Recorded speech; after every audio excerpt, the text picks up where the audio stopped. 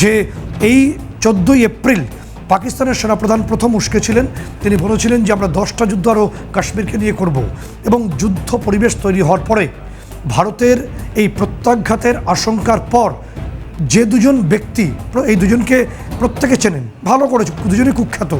একজন হলেন পাকিস্তানের সেনাপ্রধান আসিম মনির, এই মুহূর্তে কুখ্যাত তিনি, আরেকজন দাউদ ইব্রাহিম। এই দুজনই ভীষণ কুখ্যাত এবং সবার আগে সবাইকে অরক্ষিত রেখে এই দুই ব্যক্তি দেশে গা ঢাকা দিয়েছে। প্রথম হলো আসিম মনির, পাক সেনাপ্রধান। যে তথ্য আমরা সোর্স মারফত পাচ্ছি, তিনি নিউক্লিয়ার বাংকারে আশ্রয় নিয়েছেন। তিনি খুব সুরক্ষিত নিউক্লিয়ার বাংকারে আশ্রয় নিয়েছেন। তিনি আশঙ্কা করছেন ভারত বড় কোনো প্রত্যাঘাত করতে পারে, যে কারণে তিনি এই সিদ্ধান্ত নিয়েছেন।